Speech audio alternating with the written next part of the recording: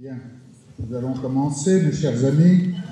Merci d'être venus si nombreux à notre deuxième édition de ce cycle de rencontres avec d'éminents membres du Collège de France et de l'Académie française.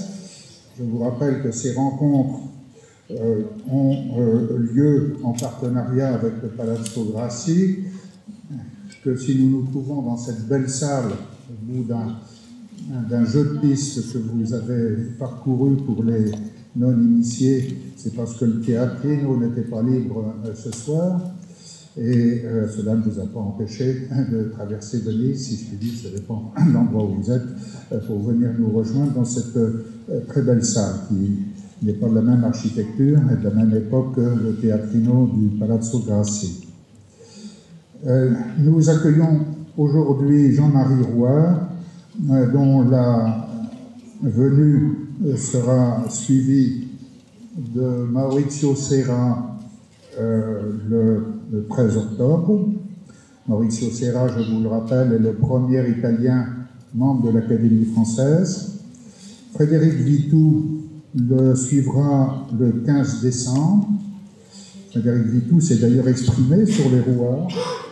Tout cela, mon cher Jean-Marie, ce sont de vos collègues que vous connaissez évidemment très bien. Dominique Bonnard n'a pas hésité à répondre oui et viendra le 2 février. Dominique Bonnard a également été amené à écrire sur la saga des Rouards. Et ces prochaines rencontres auront lieu au Teatrino du Palazzo Grassi, comme d'habitude. En tout cas, je vous y donne rendez-vous et je peux compter sur votre présence. L'Alliance française compte non seulement sur votre présence, mais comme l'entrée est libre, vous pouvez venir accompagné d'un ami. Mais passons sans plus attendre à notre hôte de ce soir, Jean-Marie Rouart. Cher Jean-Marie, merci encore d'avoir accepté notre invitation à l'occasion de votre passage à Venise, puisque vous entamez à travers l'Adriatique un cycle de conférences et vous n'avez pas hésité à dire oui à notre invitation pour passer 2 heures avec nous. À cette occasion, d'ailleurs, vous nous présenterez votre dernier ouvrage qui a fait l'objet d'une brillante exposition à la mairie du 8e arrondissement de Paris, Augustin Rouart entre père et fils. Si vous voulez, à l'issue de cette conversation que nous aurons tous ensemble, vous compris, vous pourrez acheter quelques exemplaires. Jean-Marie s'est lesté d'un certain nombre d'exemplaires et il sera disposé même à vous les dédicacer.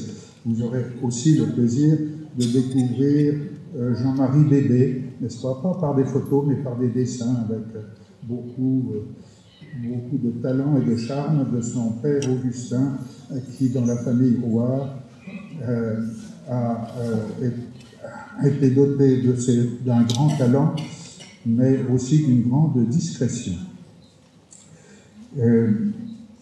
Votre vie, Jean-Marie, est un roman, et celle de vos aïeux aussi. D'ailleurs, David Asio ne s'y est pas trompé en réalisant un bel ouvrage intitulé « Le roman des Rouards ». Votre père, Augustin, votre grand-oncle Ernest, votre arrière-grand-père Henri, tous étaient des fous de peinture. Comme d'ailleurs votre grand-mère Leroll, d'une famille aussi de peintres et d'artistes. Toute cette famille était peintre et collectionneur. Votre arrière-grand-père, Henri, baigna dans l'impressionnisme, puisque brillant industriel, ancien élève de Polytechnique, il n'hésitait pas à 50 ans à quitter l'entreprise qu'il avait créée, une entreprise prospère, pour se consacrer entièrement à la peinture. Il fut l'élève de Corot, son fils Ernest fut élève de Degas, il épousa Julie Manet, qui était la fille de Berthe Morisot, qui avait épousé le frère d'Édouard Manet. Augustin Rouart, votre père, fut proche de Maurice Denis et des modernes des années 30. D'ailleurs, Dominique Bonnat s'est exprimé à ce sujet dans un ouvrage qui est intitulé « De l'impressionnisme au réalisme ». Vous voyez qu'il y a des évolutions dans ces talents qui ont assuré la promotion de différentes écoles. Quant à l'arrière-petit-fils que vous êtes, après avoir goûté de l'école buissonnière à Noirmoutier et occupé le rôle de cancre éclairé pour vos études, vous voilà journaliste, écrivain et même académicien. D'où ma première question, cher Jean-Marie. Vous êtes, comme tous les Rouards, un passionné de l'art, qui est pour vous une valeur suprême. Pouvez-vous nous dire quels sont les liens entre l'art littéraire et la peinture? Avez-vous l'impression d'avoir trahi les valeurs familiales en devenant écrivain?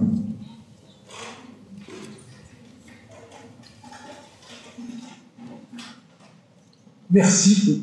Est-ce que vous m'entendez? Oui. Dans le fond, oui. Merci, cher Robert, pour cette présentation.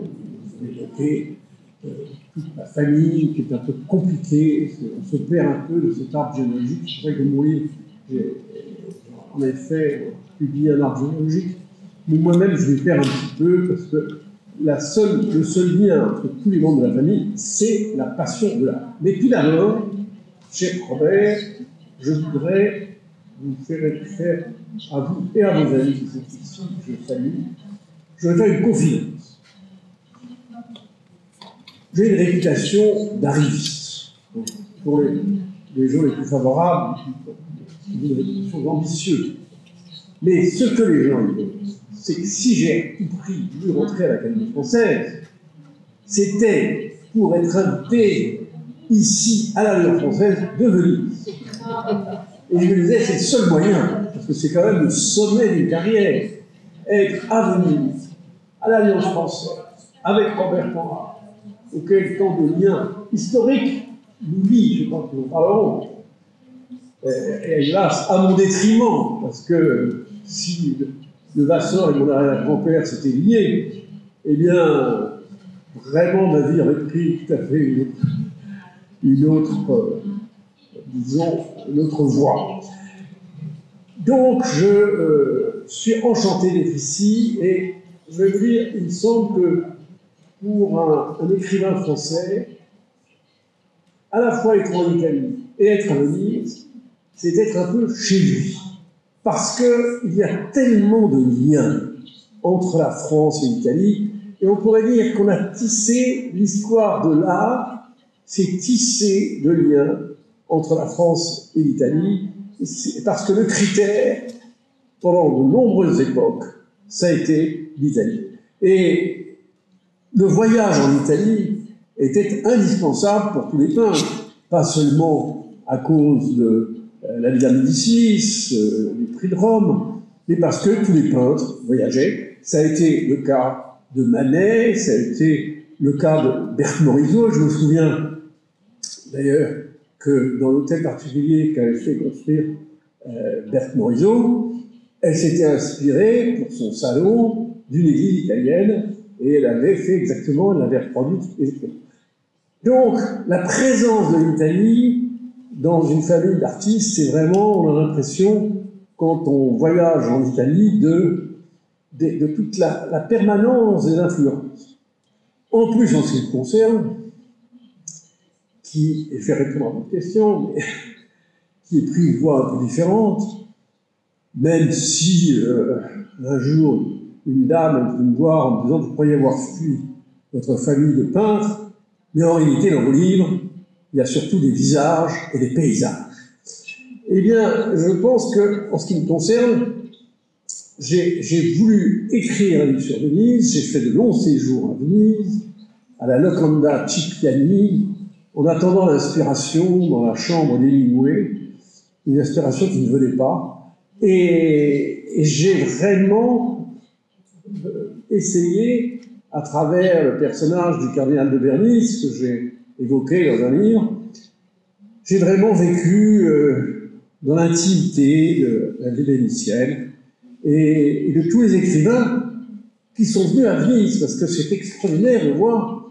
comment, sur le Grand Canal, chez Madame Bulto, au fameux palais d'Ario, qui est encore tout imprégné de la présence d'Henri de Régnier et les longues moustaches qui se retrouvaient sur la place Saint-Marc sous le chinois.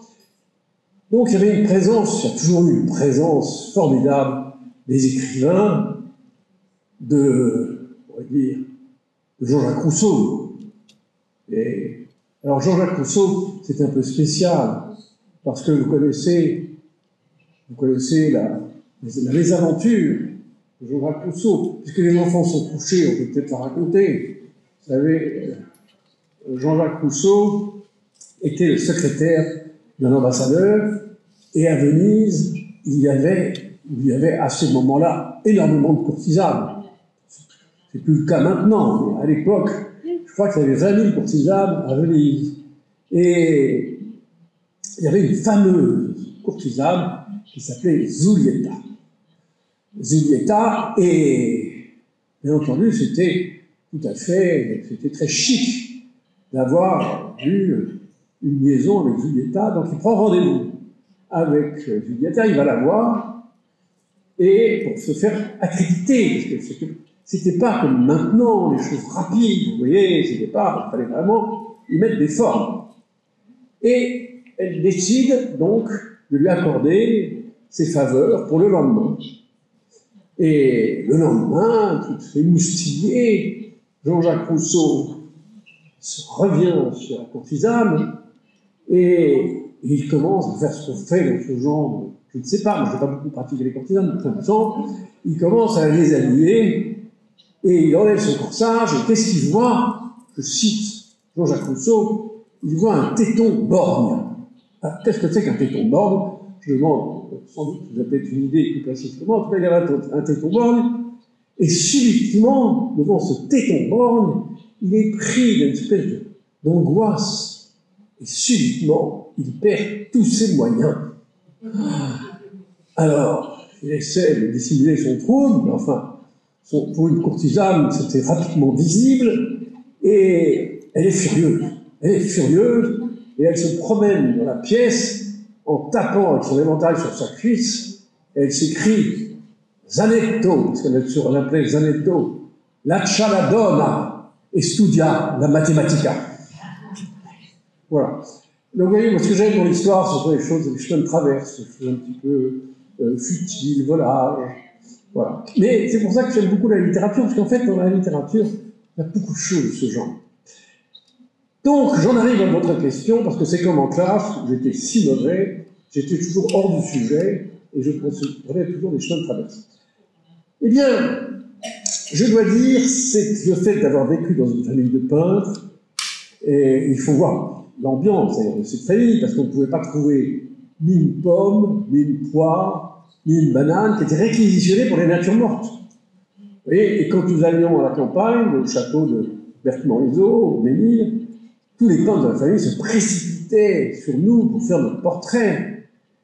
Les conversations à table, c'était effrayant, parce qu'on ne parlait que de peinture. La tante Julie parlait, bien sûr, de sa mère, de son oncle, Édouard Manet, de Degas, qu'elle appelait Monsieur Degas, parce que Degas était d'origine italienne, venait de Naples. Donc, on ne parlait que de peinture, c'était effrayant, ça fait quelque chose. Et le samedi, mon père me disait que tu étais sage, je vais t'emmener au Louvre. Je dis non, pas le Louvre. C'était vraiment un peu trop, c'était vraiment quelque chose. Et pour en revenir à Julie, pour montrer le niveau des conversations, parce que Julie, donc, c'est la nièce de Manet, la fille de Berthe-Morisot, mais ses tuteurs, à la mort de ses parents, c'était Renoir et Mallarmé. Donc, vous voyez, les conversations, vous pouvez rouler sur des sujets intéressants. Et d'ailleurs, Mallarmé lui adressait, pour son anniversaire, tous les ans, un poème. et notamment celui-ci. Ici, l'humble greffier atteste la mélancolie de ne pouvoir orthographier Julie autrement que Jolie. Et donc, chez Julie Manet, il y avait 13 Manet. Et dans la salle à manger, il y avait 2 Manet magnifiques au-dessus de la dessert à pain. Il y avait la brune au sein nu, femme, magnifique, avec une poitrine qui devait être la même que celle de Julietta, Suzanne Vénitienne. Et il y avait à côté le portrait de Berthe Moraison avec le grand chapeau. Et un jour, il y a un anniversaire, on ouvre une bouteille de champagne, et qu'est-ce qui se passe? Le bouchon de champagne part directement sur le corsage du Manet et fait un énorme trou dans le Manet, que vous pouvez voir maintenant au musée d'Orsay. Vous vous penchez un peu, vous verrez sur la fois, on voit des craquelures de cet accident domestique qui aurait pu être catastrophique. Et donc, j'en arrive à la question que vous me posez.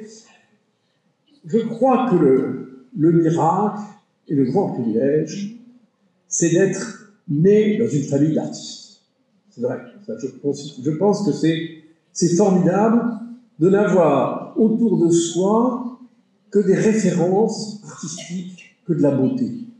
Et ça allait à un point que, même dans la vie courante, pour le déjeuner, le dîner, tout ce qui était, toutes les céramiques, les assiettes, étaient peintes par un de mes oncles, qui était le frère de mon père.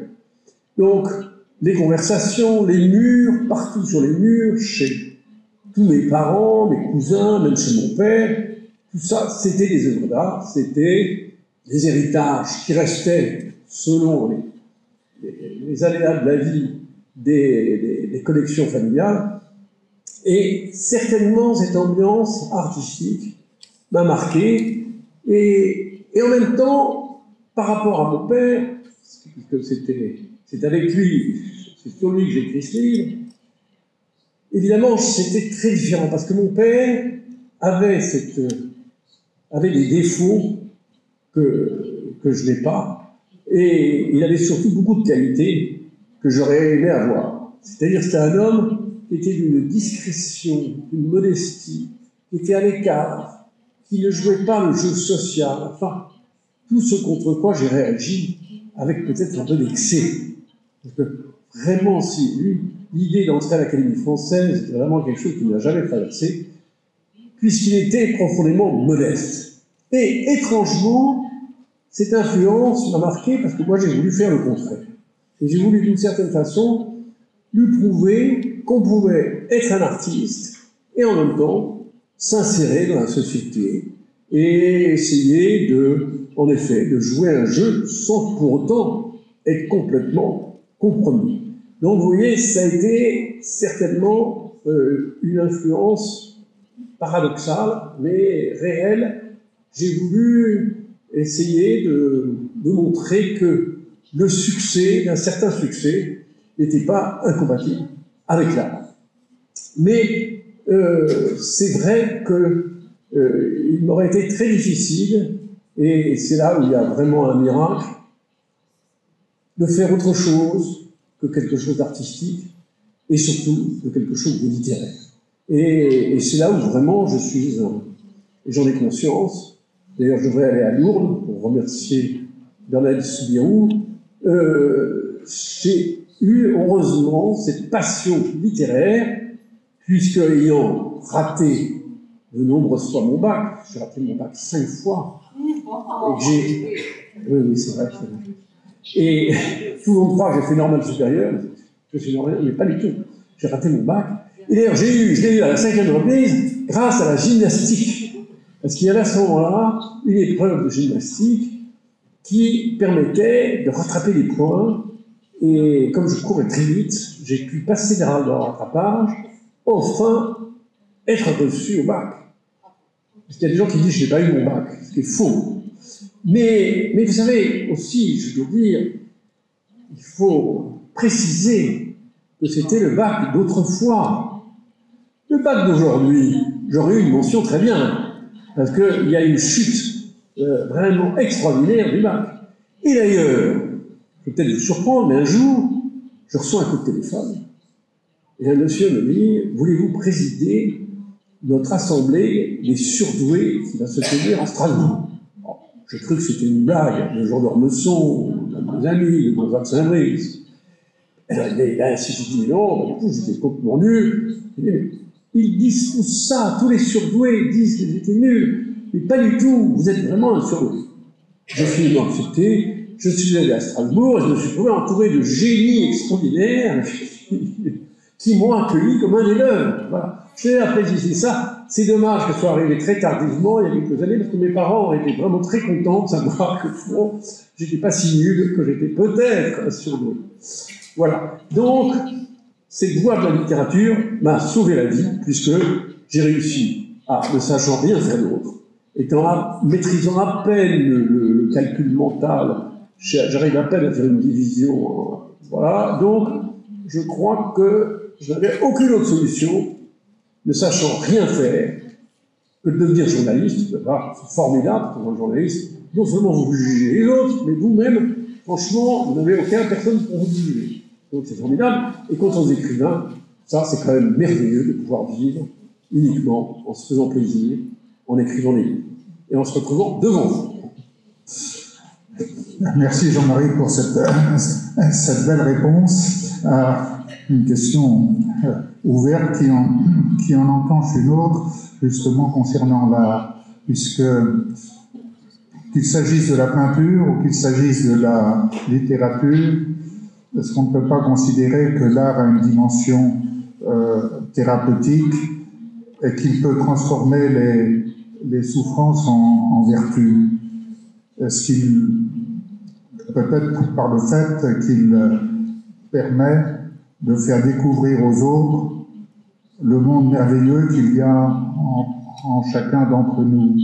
Est-ce que aussi bien la peinture que la littérature et peut-être les arts plastiques ont cette vertu, et comment l'avez-vous vécu et comment le vivez-vous puisque vous continuez à écrire et à publier? Vous posez une très bonne question. C'est que certainement, je dirais, la littérature, plus que tout autre art, a des vertus thérapeutiques. Et il faut voir le nombre d'écrivains qui étaient au bord de la folie, des fois qui sont tombés carrément dans la folie, qui, par leur art, ont réussi, finalement, à trouver une forme d'équilibre. Je crois qu'il y a une forme de folie que la littérature ne guérit pas complètement, mais en tout cas, elle aide à rétablir cette espèce de différence qu'il y a entre les rêves et le réel. Et personnellement, ça m'a énormément aidé. J'étais un adolescent difficile, suicidaire, j'ai écrit un livre sur le suicide, bref.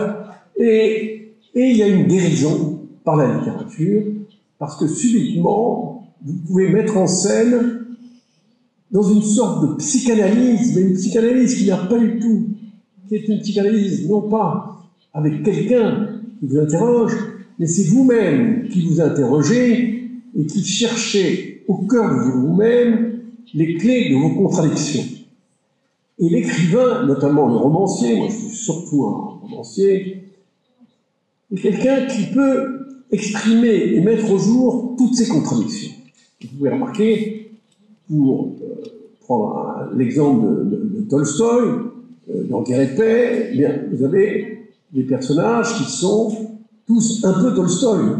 Vous avez Pierre Bezoukov, qui est une part de Tolstoï, et puis la part, disons, de l'homme de la campagne, de l'homme qui est auprès des paysans, et puis un peu bourru, et puis l'homme très élégant, qui est le prince André, et les deux sont, au fond, des expressions de Tolstoï, et il a pu les cumuler. Donc, je pense qu'il y a ce caractère thérapeutique, mais surtout, je crois que le drame de toute vie que nous vivons tous chaque jour, c'est le gâchis qu'implique le malheur. Le malheur, c'est un terrible gâchis. C'est-à-dire que nous souffrons, nous avons des déceptions, amoureuses, amicales, des souffrances inéluctables, la perte d'un père, d'une mère, un enfant malade, enfin, toutes les questions qui entraînent une souffrance. Et cette souffrance, il faut bien l'admettre, ne sert strictement à rien. Sauf, justement, pour un artiste. Un artiste et un écrivain peut tirer de cette souffrance quelque chose qui, non seulement va l'aider à se guérir de cette souffrance, mais en même temps à écrire des textes qui vont servir aux autres comme une forme de thérapeutique. Et prenons l'exemple peut-être le plus connu, c'est le portrait que Proust fait de sa grand-mère, bon, qui était en fait il a pris un peu le modèle de sa mère. Et bien la mort de sa grand-mère, c'est au fond quelque chose qui est un texte pathétique, magnifique, mais dont on voit que la souffrance très profonde de l'auteur, de Proust, mais en même temps, quand nous le lisons, eh bien, ça agit sur nous, et on se dit, au fond, nous appartenons tous à la grande famille humaine. Et ça, c'est quelque chose qui est excellent, c'est pour ça, d'ailleurs, je crois que la littérature est si utile, c'est que ça nous permet de nous humaniser, de trouver à travers les fictions, de nous retrouver dans tout ce que peuvent exprimer les fictions, parce que dans la fiction, il y a absolument tout. Eh bien, je pense que ça, c'est extraordinaire de pouvoir nous reconnaître dans toutes les expériences de la grande famille humaine. C'est quelque chose qui, à mon avis, rassemble et qui est une leçon de tolérance. Je crois que lire les écrivains, même s'il y a eu des écrivains comme Céline, qui sont un peu fous, qui ont eu des positions extrêmes et négatives, bon, je crois que l'ensemble de la littérature, c'est quelque chose, et on le voit à travers Victor Hugo, un livre comme Les Misérables, eh bien, on se dit, mais c'est merveilleux qu'un homme ait été capable d'assimiler autant d'expériences humaines et de les rendre aussi magnifiquement. Parce que je crois que, au fond, la littérature, à quoi sert la littérature? Elle sert à fixer un instant d'éternité. Et ça vaut aussi pour la peinture. C'est-à-dire une expérience qui, forcément, humaine, forcément ne durera pas, va disparaître. Et je prends l'exemple de l'Olympia de Manet. Vous voyez, c'est cette femme nue, allongée, avec le chat qui la regarde, et la servante noire qui apporte un bouquet de fleurs. Bien, cette jeune femme, elle est magnifique. Bon, forcément, elle va vieillir, et puis elle va mourir. Le chat aussi va mourir, et la servante noire aussi. Donc, ça va disparaître. Mais Manet va disparaître aussi, mais Manet a réussi à fixer un moment merveilleux qui se prolonge, puisque nous-mêmes, nous continuons à voir ce tableau et à éprouver ce sentiment qu'a eu le peintre de fixer quelque chose de ce qui passe et à lui donner une immortalité. Et je crois que la fonction de l'art, c'est de donner une immortalité à des instants fugitifs.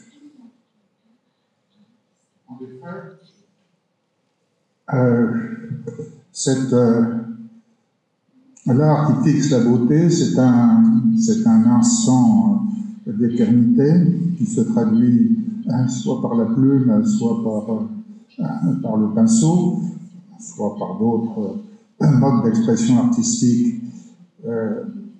L'auteur fixe des sentiments, finalement.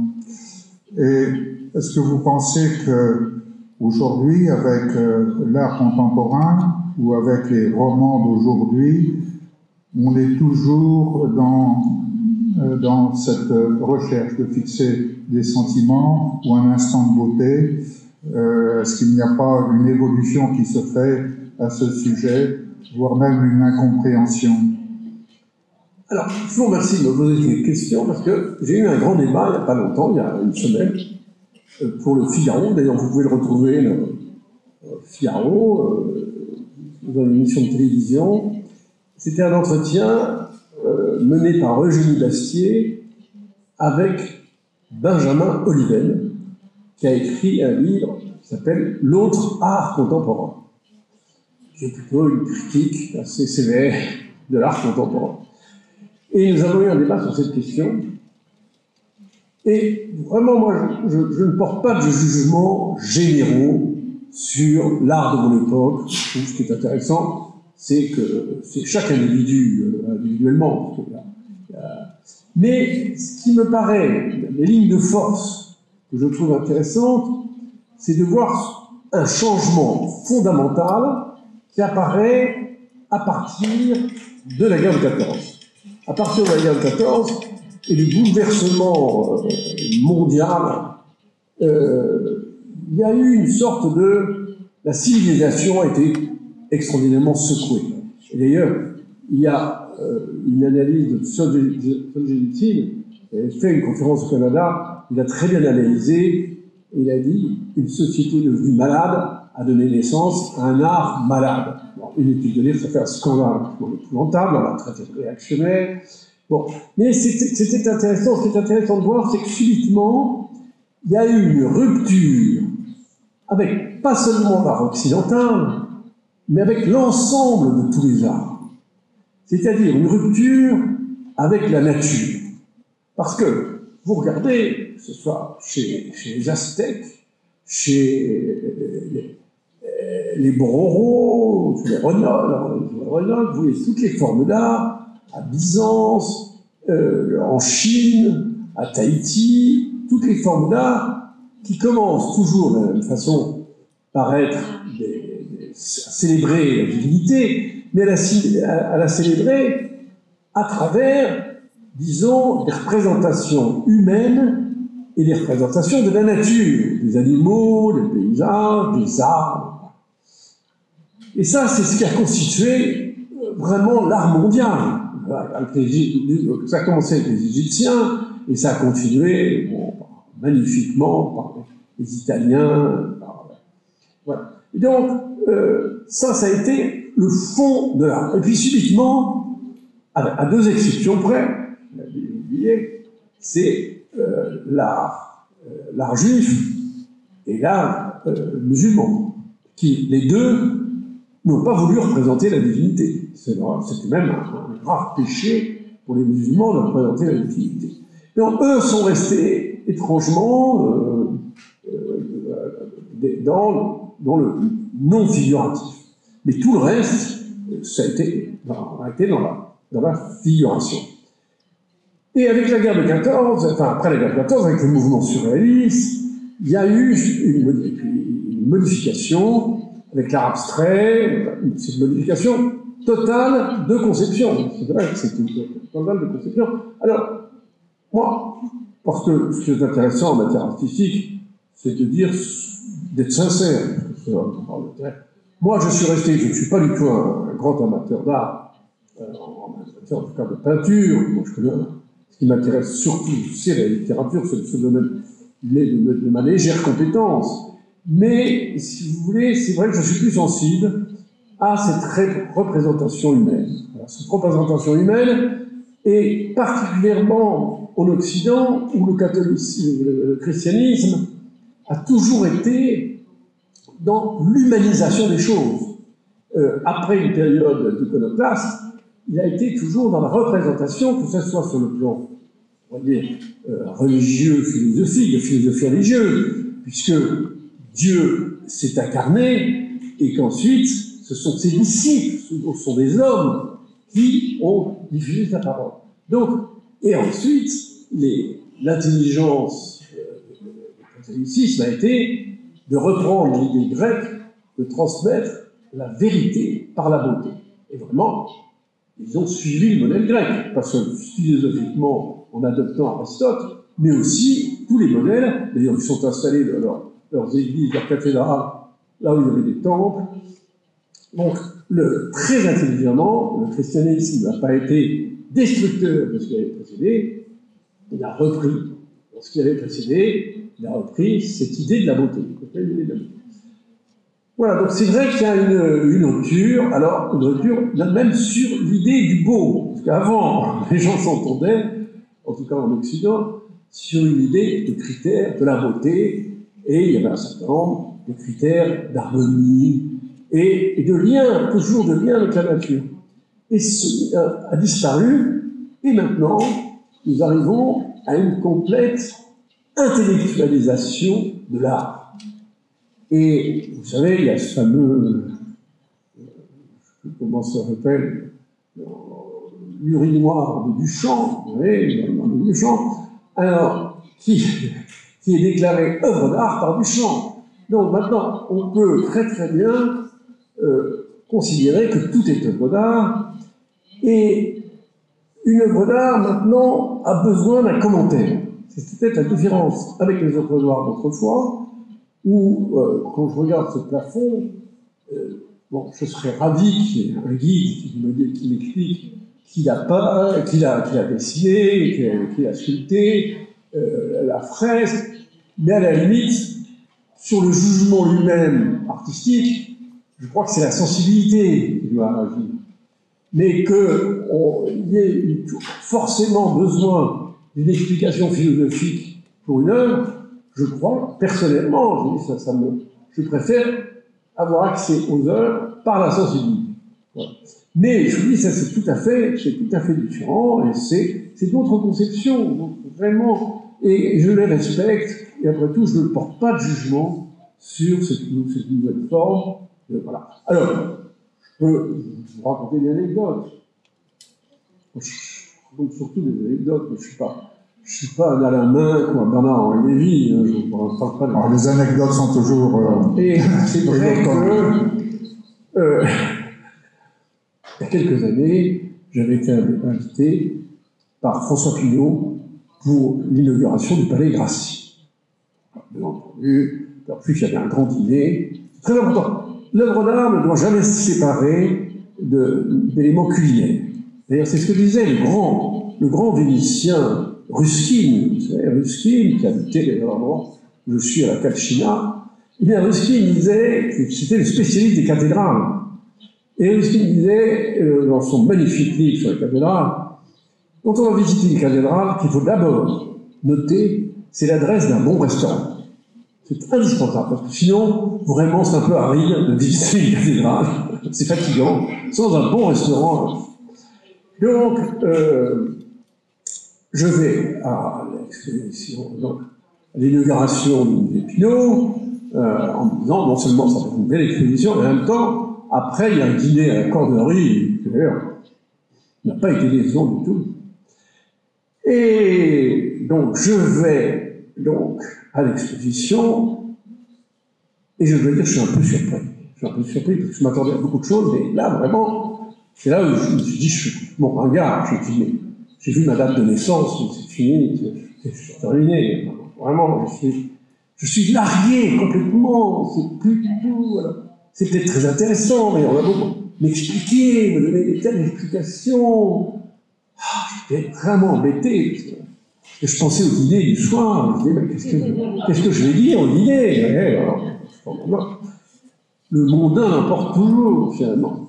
Et je regardais toutes les œuvres, je repassais devant les œuvres, et vraiment, ça ne collait pas, je n'avais pas l'adhésion, je cherchais l'adhésion, c'était épouvantable, c'était atroce. J'ai passé une journée atroce, et le pire, c'est que dans le vaporetto qui me conduisait à la Corderie, je me dis, mais qu'est-ce que je vais dire à François Pinault? Voilà, là, je me torturais les méninges. Alors j'avais essayé de trouver les astuces pour essayer de trouver ce que j'avais trouvé le mieux, enfin de moins difficile, enfin moins ardu. Alors j'étais prêt à mettre toute mon incompétence dans la balance. Enfin, j'arrive à l'arrêt d'un vaporetto, et il y avait François Pinault et Marie-Vonne Pinault qui attendaient leurs invités. C'était extrêmement chic. Et j'arrive, je vais vers François Pinault, je dis, ah, cher François, c'est vraiment, je suis un grand jeune, il me prend le bras, il me dit, ne vous fatiguez pas, mon cher Jean-Marie, je sais que c'est pas votre truc. Ah, j'ai été soulagé. Bon, vous voyez, donc, je suis franc avec vous, je ne suis pas du tout un grand amateur d'art en matière, je ne connais pas grand-chose, mais ce n'est pas quelque chose que je disons, un jugement que je porte sur tout l'art contemporain, et il y a de très grands peintres, y compris dans cette salle, comme Roger de Montebello, et voilà, qui sont de très grands artistes. Donc je crois qu'il y aura toujours des grands artistes, mais moi je serais plus proche de ceux qui gardent, si vous voulez, ce lien avec la nature et avec le visage humain. Et en est-il de même pour cette tendance que l'on voit dans la production de nombreux romans qui sont plutôt hagiographiques et qui servent un petit peu de thérapie pour leur auteur, qui sont plutôt dans un genre je publie, donc j'existe, voire même je publie, donc ça me guérit, et ça ne va pas au-delà. Des romans de ce type-là, j'ai l'impression qu'il y en a 40 par mois, et je voudrais avoir un peu votre opinion, vous qui êtes un grand romancier et qui n'êtes pas dans cette thérapie. Question de plus en plus difficile. Flaubert disait à son ami Louise Collet, qui était une poétesse, qui avait tendance à raconter un peu cette petite histoire. Et un jour, il lui a écrit une lettre assez méchante avant de la quitter, d'ailleurs, méchamment aussi. Il a dit la littérature n'est pas faite pour être le pot de chambre de nos émotions. C'est vache. Bon, alors c'est vrai que ça a de l'odeur. La littérature peut être ça aussi, mais la question n'est pas la question du sujet. Vous le remarquerez, parce que la critique que vous faites de parler que de soi, vous pourriez l'adresser à des génies, à des hommes qui sont des esprits supérieurs. Je pense à Montaigne. Montaigne qui a dit je n'ai pas plus fait mon livre que mon livre ne m'a fait. Montaigne qui, malgré ce que disait Pascal, le sot projet qu'il a eu de se peindre, ben non, c'est formidable le fait que Montaigne se soit peint en permanence, parce qu'en se peignant, et c'est là que ce qui fait la différence, c'est le génie, c'est le talent. Quand vous avez du génie, eh bien, vous vous appelez Montaigne, que vous appelez Proust, que vous appelez Rousseau dans ses confessions. Tout est génial, parce que vous avez une observation qui vous amène à l'universel. Ce n'est plus le petit Rousseau médiocre, et Dieu sait qu'il raconte des épisodes de sa vie qui ne sont pas flambants. Eh bien, de la même façon pour Montaigne, de la même façon pour Proust. Mais ce sont des gens qui avaient d'abord une culture extraordinairement profonde et qui, à travers eux-mêmes, cherchaient l'humanité. Donc, tous les détails qu'ils ont cherchés en eux-mêmes les ont hissés à un niveau qui fait que, des siècles après leur mort, on continue à en tirer un profit. Et à aucun moment on se dit, il parle trop de lui. Mais vous pouvez remarquer, d'ailleurs, ça arrive dans les conversations courantes. Quelquefois, quelqu'un, dans un dîner, vous raconte une histoire. Il parle de lui, d'un voyage, d'une histoire d'amour qui est arrivée. Et puis, on se l'écoute, et puis il est passionnant. Il est passionnant, puis on le suit, puis on se dit, bah, il y a une magie, parce que la personne a vraiment réussi à raconter une anecdote qui le concerne, mais qui est passionnante.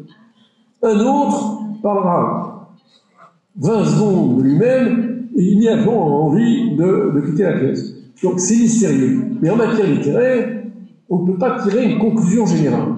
Parce que je vois bien à qui vous faites allusion. À une dame qui a eu le prix Nobel. Bon, et alors, je m'en tirerai parce que Flaubert disait, à propos de Zola, il faut pouvoir admirer ce que l'on n'aime pas.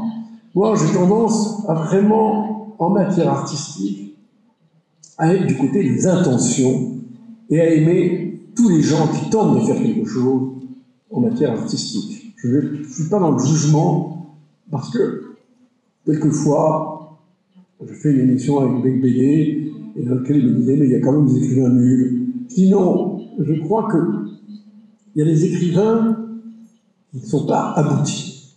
Il y a des artistes qui ne sont pas aboutis, et quelquefois, ce ne sont pas du tout des gens nuls. Il y a des exemples fameux. Par exemple, mon exemple.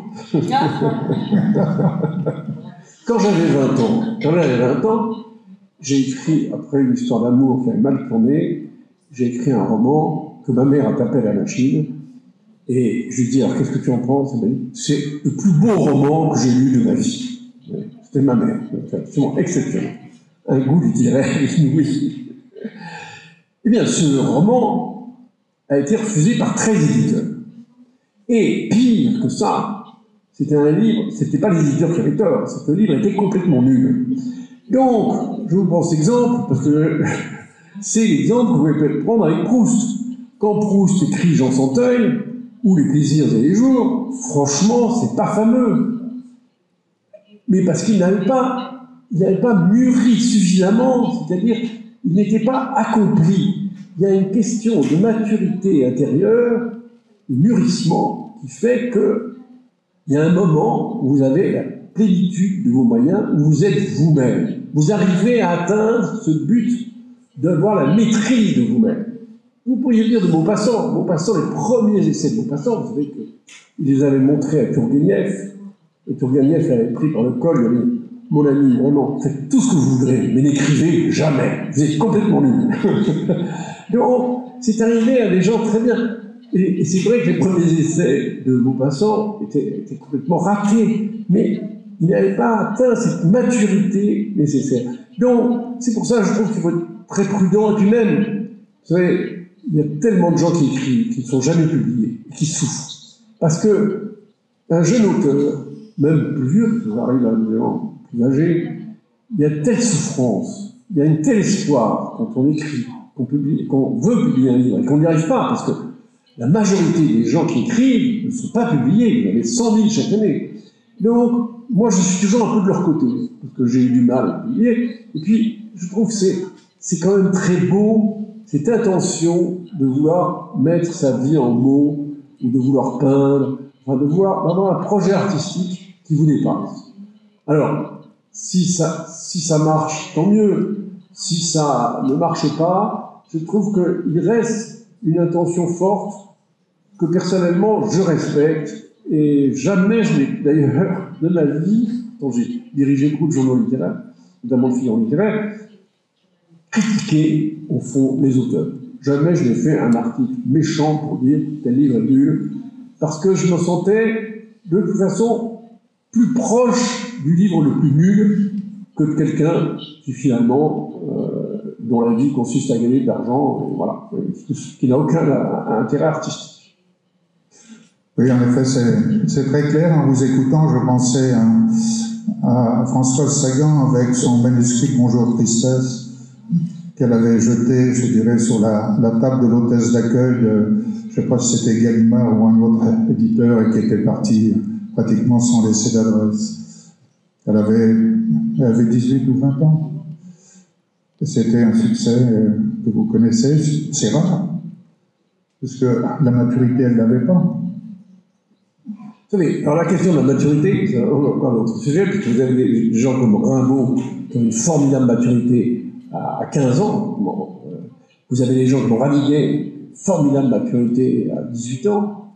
Et non, je crois que c'est mystérieux. Je dirais que pour la maturité, je ne veux pas tirer des règles générales, mais par exemple, regardez Stendhal. Le premier Stendhal, c'est intéressant, il n'est pas génial. Mais les premiers livres de Stendhal qui commencent, le Rouge et le Noir, la Chartre du Parme, eh bien, ce sont des livres vraiment de la maturité. Et comme vous le savez, la Chartre de Parme, qui a été vendue à 500 exemplaires, il n'y en a eu qu'un article, c'est un article de Balzac.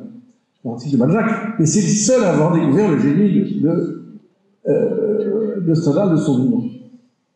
Donc il y a beaucoup de génie à découvrir, notamment dans les ouvrages non publiés ou rejetés par les éditeurs. Non. Ah, ça, c'est un autre question. Je crois qu'aujourd'hui, avec le nombre d'éditeurs, un livre rejeté, c'est-à-dire qu'il ne correspond pas au mode de publication. Ça ne veut pas dire qu'il est mauvais, mais il ne correspond pas à ce qu'on attend d'un roman aujourd'hui. Voilà. Il n'est pas dans le moule. Alors, il risque d'avoir un académisme, on risque de découvrir un jour un écrivain qui aura été rejeté, c'est possible, hein, c'est possible.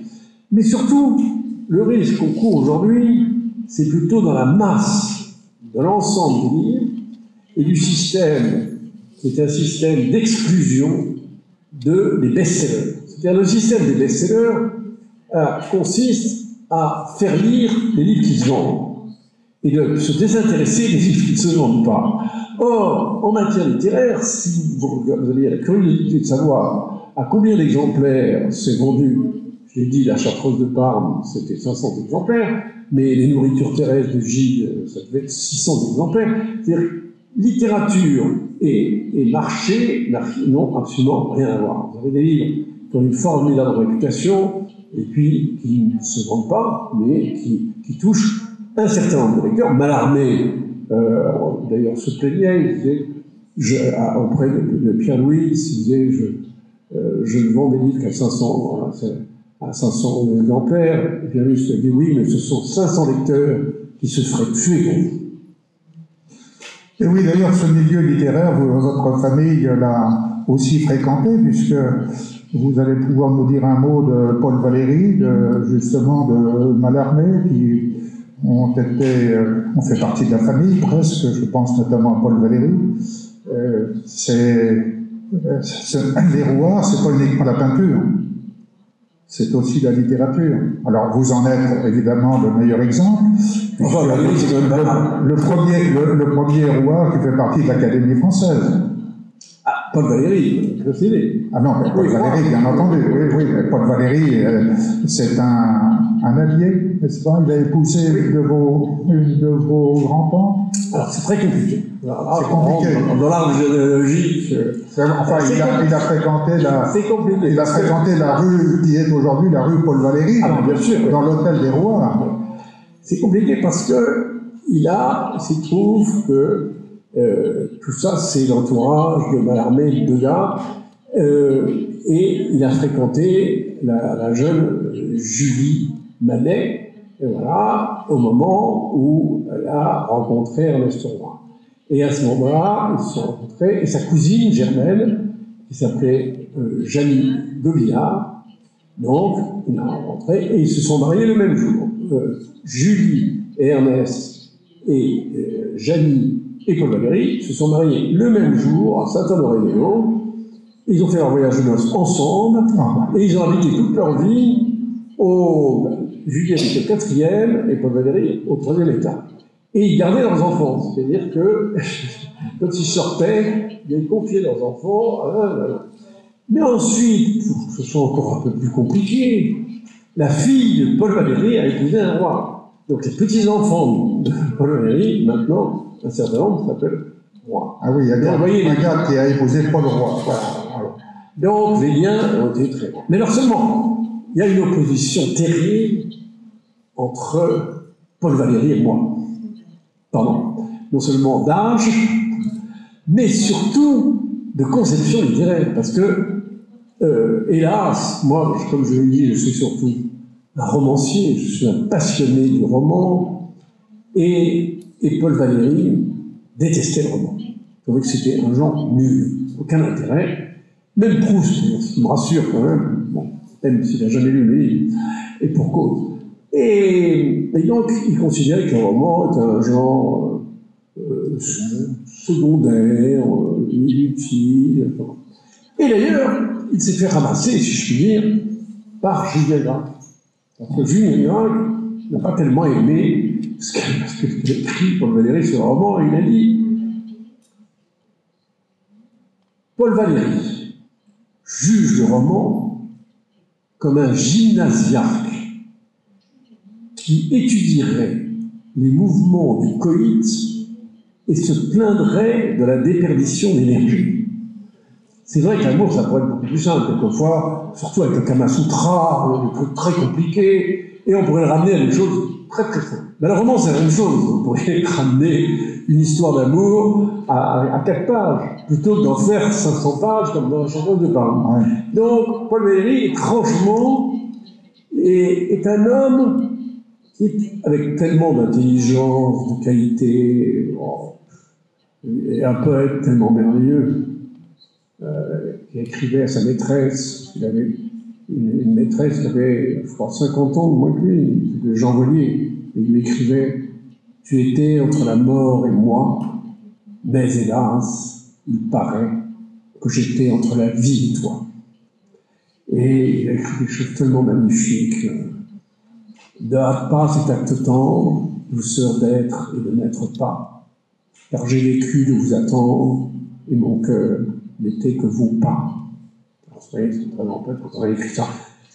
Mais disons, c'était pas un homme disons, qui réfléchissait plutôt, d'ailleurs aussi en poésie, il disait « L'inventeur du sonnet est supérieur au plus grand des poètes ». Donc il aimait le mécanisme artistique, peut-être plus que la création. Et on est très frappé de voir que, quand même, il n'a jamais dit un mot favorable à Tolstoï, ni aucun, ni à Proust, non. Sa lecture de Proust le laisse complètement froid, ça ne l'intéresse absolument pas. Donc on peut être un génie qui a écrit sur des choses tellement belles, des phrases magnifiques, j'en connais pas mal. Mon père le soleil et ma mère la mer m'ont fait l'un très obscur et l'autre non amer. Et puis cette phrase que j'adore, il dit « Un écrivain véritable ne trouve pas ses mots, alors il les cherche et il trouve mieux. » Et ça, alors là, c'est extraordinaire parce que c'est vraiment toute la littérature. Toute la littérature, c'est ça. C'est cette chose mystérieuse qui n'est pas... C'est pour ça que c'est très différent, la littérature, du fait d'écrire. Et c'est pour ça que c'est le son qu'on donne, vous savez, souvent, maintenant, il y a des écoles, des cours qui sont d'origine un peu américaine, dans lesquels on va vous apprendre à écrire. On va vous apprendre à écrire, vous allez faire un formidable roman. Avec l'intelligence artificielle, maintenant, ça va peut-être changer, ça va peut-être être un peu démodé. Mais enfin, alors que c'est absurde, puisque, au fond, on ne peut pas vous apprendre une technique. Il n'y a pas de technique. La technique vient uniquement de la vision et de cet approfondissement de soi qui vous amène à sortir quelque chose auquel vous n'aviez pas pensé. Donc c'est, à mon sens, pardon pour ceux qui suivent des cours très très chers en matière d'écriture, mais je crois qu'on peut apprendre à mettre le complément là où il faut, on va faire une faute d'orthographe, c'est possible. Mais en tout cas, pour faire écrire un roman, je me demande comment c'est possible, puisque ce roman, il vient de très fond de vous-même, de l'inconscient. Et je crois que ça, je ne vois pas comment on peut l'apprendre, quelqu'un d'autre peut vous l'apprendre. Eh oui. En effet, c'est une belle dimension que vous exprimez. Et en vous écoutant, je me pose la question de l'Académie française à laquelle vous appartenez. Est-ce que l'Académie française est toujours une reconnaissance littéraire? Parce que on a évidemment en mémoire un des grands auteurs qui non seulement n'en ont pas fait partie, mais ont vu leur candidature refusée. Et par ailleurs, peut-être des membres de l'Académie française dont la plume n'est peut-être pas aussi fine qu'elle devrait l'être. Est-ce que l'Académie française, c'est la littérature reconnue ou pas? Ah, vous posez une question de plus en plus difficile. Mettre en cause l'Académie, en exemple pour moi, qui est tellement ramé pour les rentrées, parce que je me suis présenté 5 fois, comme pour le bac. 5 fois, comme Victor Hugo. Quand Travini s'est présenté 7 fois. Zola 20 fois, jamais élu. Et quand j'ai fini par être élu, à la 5e reprise, et je me demande, les journalistes se sont précipités vers moi en me disant là, vous êtes heureux? J'ai dit non. Comment vous n'êtes pas heureux? J'ai dit non, je suis inquiet. Mais pourquoi êtes-vous inquiet? Si je suis inquiet, j'ai eu 16 voix plus que Balzac. Balzac n'avait eu que 2 voix. Donc vous voyez, j'ai relativisé. Et en me présentant, c'est pour ça que je n'ai pas trop souffert. Pourtant, je ne devrais pas vous le dire, mais je me suis beaucoup amusé en me présentant. C'était un peu énervant de ne pas être élu, je le reconnais. Un jour ou deux, on était un peu... Surtout quand on comptait ses voix, ses amis qui avaient voté pour vous, ceux qui n'avaient pas voté pour vous. Donc ça ne tombait jamais juste le contre. Et parce que j'ai fait ça avec un ami merveilleux, qui était Jean d'Ormesson, et d'autres amis comme Michel Mort, et on était sur la plage, à moitié nus, quelquefois complètement nus d'ailleurs, et on comptait les voix des gens qui allaient voter. Alors, c'était réellement, je ne peux pas dire une partie de rigolade, mais c'était au soleil, c'était gentil, c'était amusant, et puis on prenait ça comme un jeu. Et pour lui comme pour moi, on ne considère pas que c'était un jugement littéraire. Vous savez, c'est un jugement social, c'est un jugement de la société. Et les jugements de la société sont toujours aléatoires. Alors, il vaut mieux avoir un jugement favorable de la société, surtout quand vous êtes promu dans la Légion d'honneur. Bon, en général, il faut croire que c'est juste. Vous voyez, quand vous êtes nommé ministre, il faut croire que c'est juste. Mais pas toujours. C'est-à-dire que la société a des goûts bizarres. Quelquefois, elle s'entiche de gens, disons-nous, complètement nuls. Et puis d'autres fois, elle couronne des génies. Voilà. Alors, c'est toujours difficile, on se demande dans quelle catégorie on est. Et je ne me pose pas la question, parce que je sais très bien que j'ai choisi cette voie, contrairement à mon père, qui avait nié la société, eh bien, j'ai choisi la voie de la société. Donc, quand ça marche, je me dis, bon, tant mieux. Quand ça ne marche pas, je me dis, bon, c'est pas, il y en a d'autres. Il y a eu Stendhal, il y a eu tellement de génies extraordinaires, Romain Gary, qui a eu tellement de mal à percer, à être reconnu, tellement décrié. Voilà. Et puis, vous savez, c'est tellement compliqué en France, et c'est tellement agréable d'aller justement à l'étranger, parce que quand vous allez en Italie, c'est merveilleux, les gens vous jugent à peu près pour ce que vous avez écrit, quand ils l'ont lu, quand ils le liront. Tandis que, et c'est la même chose quand vous allez en Suisse, quand vous allez en Belgique. Tandis qu'en France, immédiatement, vous arrivez avec une étiquette, et vous avez la moitié de la presse qui ne parlera jamais de vous, que ce soit Le Monde ou Libération, vous êtes sûr qu'ils parlent peut-être de vous quand vous serez mort, mais enfin, en tout cas, ils ont des listes idéologiques. La France, c'est un pays d'idéologie, et qui maintenant, plus tellement en politique, les gens en politique ont tendance à se rapprocher, mais en revanche, en matière littéraire, c'est vraiment des oppositions absolument terribles, en matière artistique, que ce soit au théâtre ou en littérature. Donc, je veux dire, c'est évident que l'aspect social des choses est très important, et je pense qu'il faut essayer de trouver dans ce qu'on fait, dans la passion pour ce que l'on fait, et le privilège merveilleux d'être écrivain, d'être publié, et d'avoir de temps en temps un public merveilleux comme celui que j'ai avec vous, voilà, c'est déjà une très grande satisfaction, mais après, il y a forcément, et tous les grands artistes, vous savez, Tchekhov disait, on croit que la littérature, c'est immédiatement séduire toutes les plus belles femmes, c'est de devenir très riche, très honoré, avoir beaucoup de succès. Pas du tout. Ça consiste, dans un seul mot, endurer. Endurer. Ah bien. Eh bien, bravo sur cette conclusion.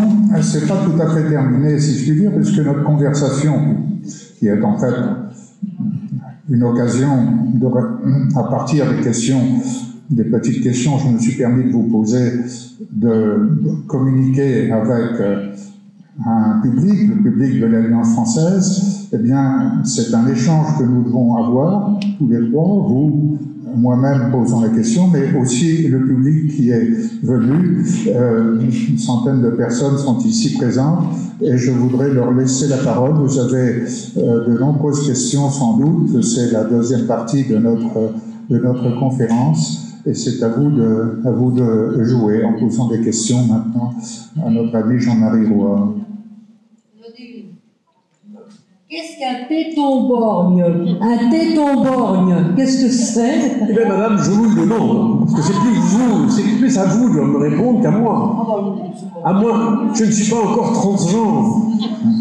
Mais je vous le dirai, si jamais je change de sexe, je vous préviendrai, à ce moment-là, j'aurai peut-être la chance ou la tragédie. Bon, c'est une question anatomique, on est dans un hôpital, elle n'est pas incongrue naturellement, mais il y a des gens qui sauront sans doute, les médecins ici sauront y répondre. Mais malheureusement, ils ne sont pas là.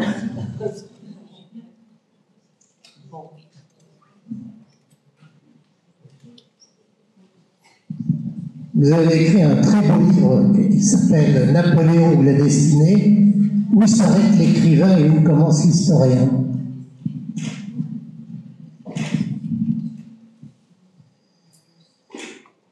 L'écrivain, je ne sais pas où il commence. L'historien n'a pas commencé. Parce que j'ai écrit des livres d'histoire, mais je ne me sens absolument pas historien. J'ai écrit ces livres comme écrivain, c'est-à-dire sans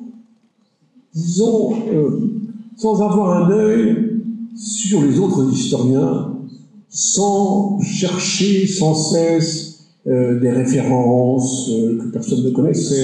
Sans consulter M. Pullard. Sans consulter. Si, en plus, non, ne dites pas mal, c'est lui qui a fait l'article sur Napoléon, qui était remarquable. Non, mon but était différent.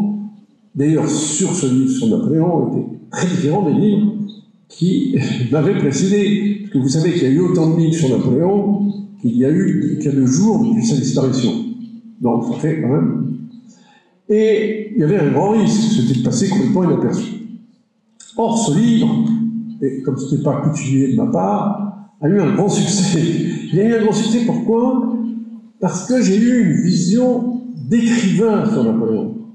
C'est-à-dire, j'ai cherché ses échecs, au lieu de chercher ses succès. Tous les historiens avaient parlé de ses succès.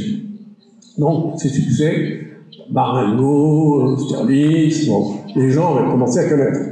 Moi, j'ai cherché ses échecs. Ses échecs, pourquoi? Parce que j'ai réagi en écrivain. Moi, ce qui m'intéresse dans ma propre vie, ce sont des échecs. Et d'ailleurs, quand Jean d'Ormesson a fait dans le Figaro Magazine un grand article sur mon livre, il a écrit « Ce n'est pas une biographie, c'est une autobiographie ». Donc, il avait compris que ce qui m'intéressait, c'était de comprendre en quoi Napoléon était quelque chose qui dépassait l'histoire de la vie de Napoléon, qui dépassait la personnalité de Napoléon, qui devenait une sorte de mythe. Et d'ailleurs, la raison profonde qui m'avait amené à Napoléon, c'était de me dire quelle est la raison de cette espèce d'extraordinaire mythe qui s'est créé, pourquoi tant de gens se réfèrent à Napoléon, et moi-même, quand j'avais 20 ans, que je ratais tout, puisque ma famille était complètement fauchée, je ratais mon bac, ma petite amie m'avait quitté, enfin bon. Et j'étais en effet un peu suicidaire, comme Napoléon. Et je me suis dit, immédiatement, j'ai lu le mémorial de Sainte-Hélène, et ça m'a dopé. Je me suis dit, si quelqu'un qui est dans ma situation, c'est exactement le cas de Napoléon, de Bonaparte, il était, je parle sous le contrôle de Jean Médicis, qui connaît beaucoup mieux les questions que moi, mais si Napoléon, il a un pouvoir, justement, qu'on voit puisqu'il a été la référence de Stendhal, il apparaît, c'est le mémorial de Sainte-Hélène qui est le livre de référence de Julien Sorel, y compris pour des assassins comme Raskolnikov, son Crime et Châtiment. C'est-à-dire qu'il y a une présence auprès de la jeunesse, dans l'adolescence, au fond, pour vous remonter le moral, on a besoin de lire la vie de Napoléon. Parce qu'elle vous donne des vitamines d'optimisme sur sa propre vie, et on voit qu'au fond, une vie, c'est un ensemble d'échecs surmontés. Et c'est pourquoi Napoléon m'a énormément fasciné, Et il m'a d'autant plus fasciné que quand je préparais ce film, enfin je l'ai préparé depuis toute ma vie, parce que j'ai toujours été très tellement intéressé par lui. Et pendant que je préparais le livre, je cherchais dans les documents, et je voyais s'approfondir ma connaissance de lui, eh bien, je me sentais à quelques centimètres du sol. Je me sentais vraiment au-dessus de la médiocrité. Et je vous promets, dans l'histoire de France, c'est très rare. Et même le général de Gaulle, sur lequel j'ai également écrit, il y a des moments de médiocrité, de terrible médiocrité, de méchanceté. Chez Napoléon, c'est pas le cas. C'est tout à fait étonnant. C'est un homme qui n'est jamais méchant, qui, au fond, n'a jamais de médiocrité, qui est toujours en train d'aller vers son destin en y associant les autres. Et vraiment, ça a été pour moi, un bonheur de se dire, je suis avec quelqu'un qui n'est jamais vraiment dans un état de médiocrité humaine et qui ose, d'une certaine façon, en plus du mythe napoléonien, de ce qu'il incarne, et qu'il ne faut pas regarder d'une façon réaliste, parce qu'il y a deux façons de regarder Napoléon, ou bien comme un mythe moderne, ce qui est mon cas, ou bien, et j'en parle souvent avec Édouard Balladur, et Édouard Balladur, qui est un pompidolien réaliste, me dit, il n'aurait pas dû faire ça, il n'aurait pas dû faire ça. Oui, mais il aurait été Balladur, il n'aurait pas été Napoléon. Et oui, en vous écoutant, j'ai simplement observé que le descendant du maréchal Lannes, qui était ici présent, qui est un grand peintre, a quitté. Je ne sais pas si le terme d'échec de Napoléon lui déplaisait. Et que Jérôme Zisnis, qui est un grand connaisseur de la vie de Napoléon, succédant ainsi d'ailleurs à son père, qui était un érudit en la matière, Jérôme, il est resté en souriant, en écoutant cette dimension de Napoléon sur les échecs, et qu'une vie, c'est en fait, comme vous venez de l'indiquer, c'est un saut d'obstacles où nous franchissons les épreuves les unes derrière les autres. Il doit y avoir d'autres questions, sans doute. Vous m'avez dit, Jean-Marie, à plusieurs reprises, que les rois étaient hantés par l'Italie. Pourquoi hantés? Il pourrait être séduit, éclairé, subjugué. Hantés? Pourquoi hantés? Hantés parce qu'ils étaient très liés, puisque c'est Degas qui a fait le mariage de la famille. Et Degas était napolitain, d'origine napolitaine. Mais aussi parce que je vous ai dit, vraiment, le voyage en Italie était vraiment une sorte de voyage de noces obligatoire chez tous les membres de ma famille. Vraiment, et leur référence, c'était toujours les Italiennes et Venise. Et Venise, il y a énormément de tableaux de mes arrière-grands-pères qui représentent Venise. Mon père a fait son voyage de noces à Venise. Mon oncle a été fiancé avec une Vénitienne. Donc, vous voyez, c'était vraiment quelque chose qui faisait partie de la...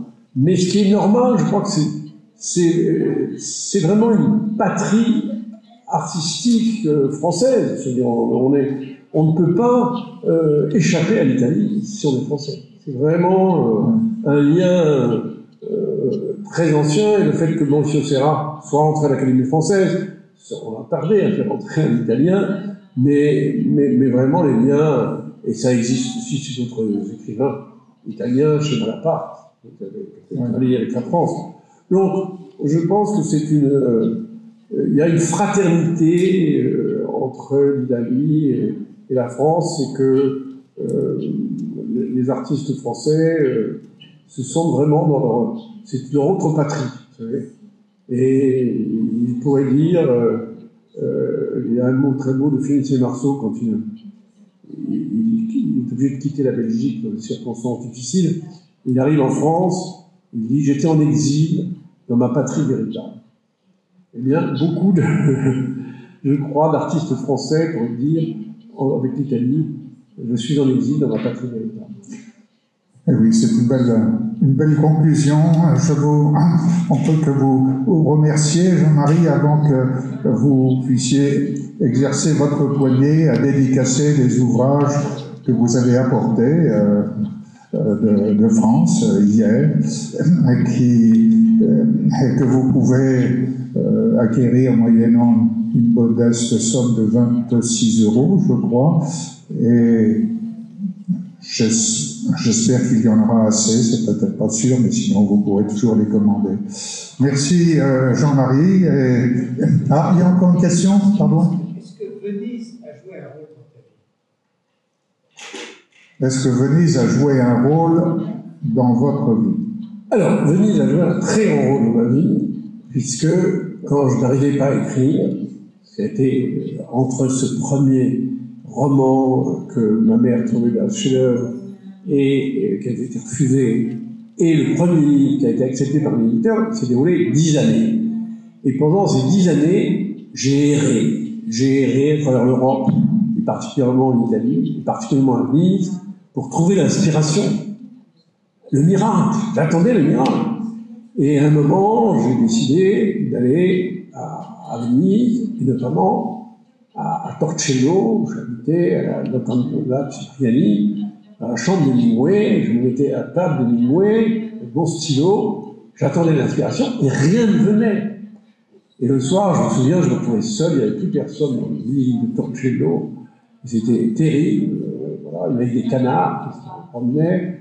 Et je me souviens, sur le Vaporetto, je me suis dit, un soir, je me suis dit, au moins à Venise, après Jean-Jacques Rousseau, après tout ce que les hommes ont connu, Georges Sand et Pagello, enfin toutes ces histoires d'amour qui arrivent à Venise, au moins qu'il m'arrive une histoire, une belle vénitienne. Et à chaque fois, je prenais le soir le Vaporetto, j'attendais une rencontre extraordinaire. Et à un moment, j'étais là en train de rêver, et je sens une main qui se glisse vers ma cuisse, vers mes œuvres vives. Et je dis, ah, et non, c'était un barbu terrible qui essayait de me draguer dans le Vaporetto. Et c'est la seule expérience amoureuse que j'ai failli avoir. Mais je vous rassure, je ne l'ai pas eu du tout. Donc, voilà, ça a été, Venise a été très important parce qu'au fond, c'est le moment où j'ai le plus souffert de ne pas pouvoir écrire. Et ça, vraiment, pour un artiste, c'est un moment effroyable. Voilà. C'est pour ça que maintenant, après, dès que je me suis mis, mes livres ont été publiés, ben, j'en ai fait les dizaines, tellement, j'en ai peut-être fait trop d'ailleurs, je ne me suis plus arrêté, et j'espère mourir la plume à la main, mort de, comme dit Villon, mort de soif au bord de la fontaine. Eh bien, voilà une belle perspective. Merci Jean-Marie.